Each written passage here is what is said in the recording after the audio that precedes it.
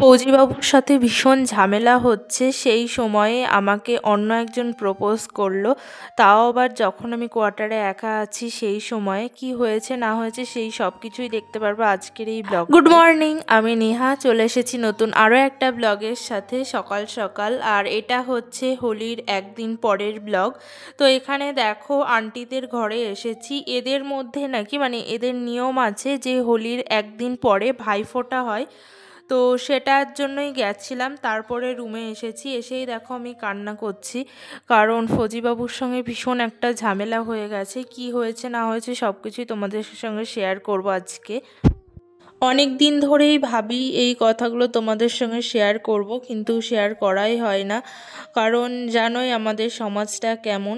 তো আজকে আর আমি চুপ থাকতে পারছি না, আমি বলতে বাধ্য হচ্ছি। তো বলবো তার আগে দেখো এখন ঘরটা মুছছি, কারণ এটাই হচ্ছে আমাদের জীবন, যতই কষ্টে থাকো কাজ তোমাকে করতেই হবে। তো যেটা বলছিলাম কি কারণে আমি কান্না করছি আর কি কারণে আমাদের ঝগড়া হয়েছে। তো সত্যি কথা বলতে আমি ভাবতেই পারিনি যে তোমাদের দাদাভাই আমার বর আমার সাথে এমনটা করতে পারে। তো কি করেছে এইবারটা বলি।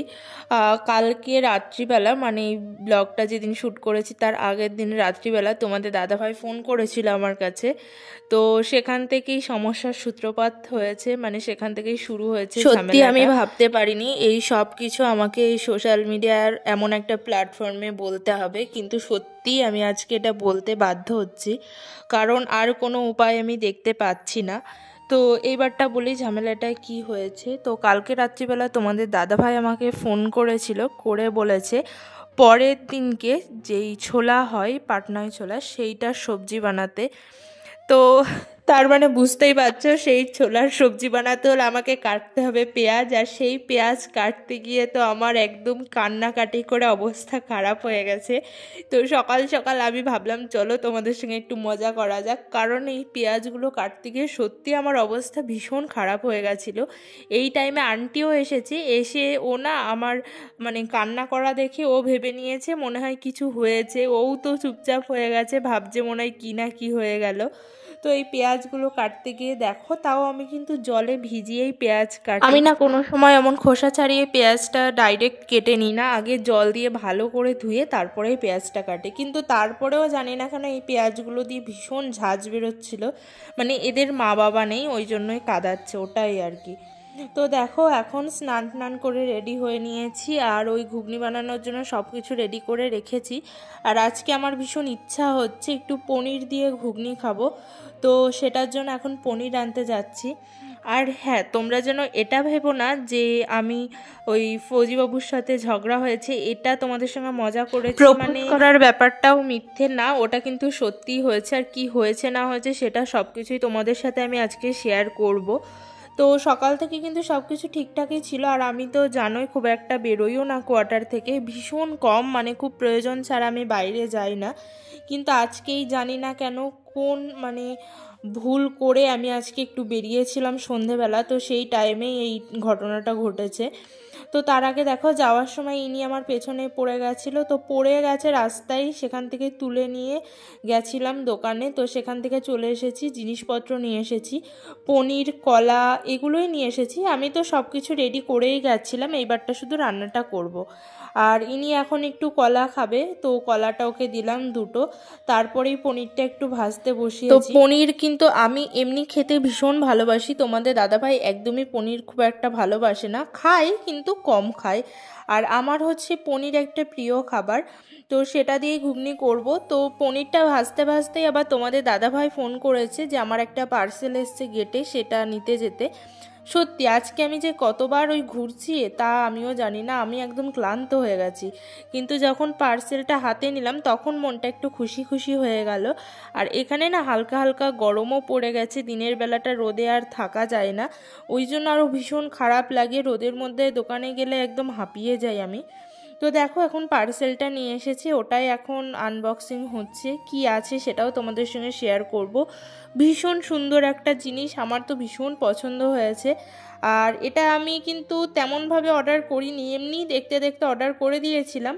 তো তারপরে আমি তো ভুলেই গেছি যে আমি কিছু অর্ডার করেছি। তো হঠাৎ করে তোমাদের দাদাভাই ফোন করায় আমাকে আবার সেই তাড়াহুড়ো করে যেতে হলো। তো দেখো কি অর্ডার করেছি, এখানে আছে একটা হারের সেট, আর এটা হচ্ছে এডি জুয়েলারি। এগুলো কিন্তু ভীষণ সুন্দর লাগে দেখতে, এখানকার বেশিরভাগ সবাই এগুলো পরে, মানে আমরা তো বাঙালি, আমরা হাতে সবসময় শাখা পলা পরে থাকি। তাছাড়া যারা থাকে, যারা চুড়ি পরে, তারা কিন্তু এই এডির চুড়িগুলোই পরে, ভীষণ ভালো লাগে। আর এই সেটটা কেমন লাগছে অবশ্যই জানাবা, আমাকে পরে কেমন লাগছে সেটাও জানাবা। এটার সাথে না একটা কালো সিল্কের শাড়ি হলে দারুণ লাগবে দেখতে। তো ভাবছি অর্ডার করব, একটা পছন্দ চলছে এখন। তো ওগুলো দেখতে দেখতে তো এইদিকে আমার রান্নাও হয়ে গেছে। আর এই সবজিটা না আজকে দুটো দিদিকে দেব, কারণ আমি যখন রান্না করছিলাম তো একটা দিদি এখানে এসেছিল। তো সেই দিদিটা বলছে কি রান্না করছো নে, হ্যাঁ এত গন্ধ বেরোচ্ছে। আমি যখন বললাম ঘুগনি করছি, তো দিদি বলেছিল যে আমাকেও একটু দিবা, মানে কোনো একদিন, এমন না যে তখনই চেয়েছে। তো আমি ভাবলাম ঠিক আছে, আজকে আমি বেশি করেই রান্না করেছি যখন, একটু দিয়েই আসবো। আর আন্টির মা, তো আন্টির মা এর আগের দিনের ব্লগে দেখতেই পেরেছো, আমাকে রাত্রিবেলা খাবার দিয়ে গেছিলো প্লেটে করে। তো সেই খাবারগুলো না, মানে প্লেট থালা বাটি সব কিছুই ছিল। তো কি দেব সেটাই ভাবছিলাম। আর ওই দিদিটা আমার হাতের এই ঘুগনিটা খেতে ভীষণ ভালোবাসে, মানে মাঝের মধ্যেই বলে তোমার ওই ঘুগনির টেস্টটা আমার খুব ভালো লাগে।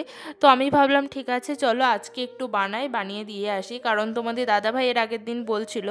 তাই ভাবলাম ঠিক আছে, সবাই যখন বলছে তাহলে বানানোই যাক। রান্না করতে করতে দেখো আবার চলে এসেছি বাসন মাজতে, কারণ বাসনগুলো সব ছিল একসাথে। আগেও বলেছি আমি দুটো করে, মানে যেন একটা কাজের পেছনে বেশিক্ষণ পড়ে না থাকতে হয়। আর আজকে এমনিতেও আমার অনেকটা লেট হয়ে গেছে, কারণটা হচ্ছে আমি দুবার গেটে গেছি। আর আমাদের এখান থেকে গেট যদিও বা খুব একটা দূরে না, কিন্তু কি বলো তো, গেটে গিয়ে আবার ওখানে একটু মানে দাঁড়াতে হয়, তারপরে আসে আবার সেগুলো নিয়ে আসতে হয়, এই একটা ঝামেলা।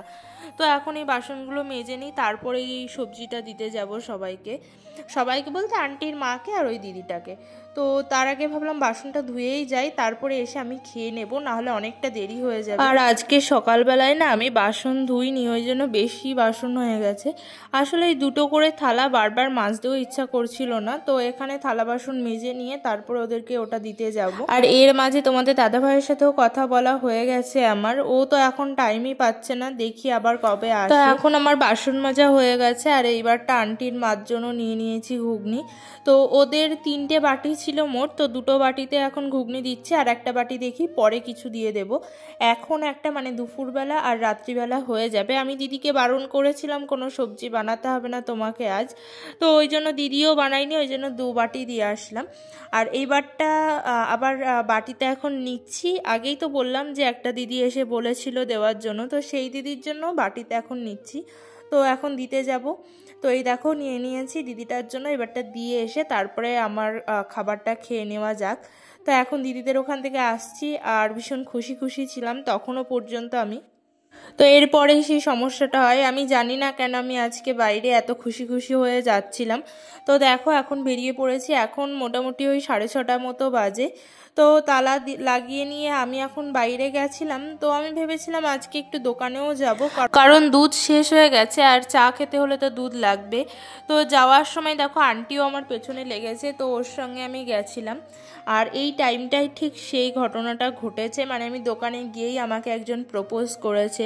এইবারটা বলি কে প্রপোজ করেছে হচ্ছে এই যে ইনি আমার সামনে যিনি হাঁটছিল, আন্টি। জানি না কেন ওর কি মনে হয়েছে, মানে দোকানে যাওয়ার ওখানে, আসলে মানে আমরা যেখানে দোকানে যাই সেই জায়গাটা হচ্ছে অনেক ফুল গাছ আছে, গেটটার বাইরে অনেক ফুল গাছ। তো সেখান থেকে আন্টি একটা ফুল ছিঁড়ে নিয়েছে, তারপরে সেটা আমার হাতে দিয়ে আমাকে আই লাভ ইউ বলে প্রপোজ করেছে। যদিও বা আই লাভ ইউ ও বলতে পারে না, আই লাভ ইউ হয়ে যায়। যাই হোক, কিন্তু প্রপোজ করেছে, এটাই অনেক। আমি তো হাসতে হাসতে পুরো রাস্তা পাগল হয়ে গেছিলাম। যদিও বা এই কথাটা আমার মনে হয় না খারাপ, ভীষণ ভালো একটা কথা। আজকের এই ভিডিওটাও এটুকুই। যদি কিছু ভালো লেগে থাকে দেখাবে কাল, টাটা।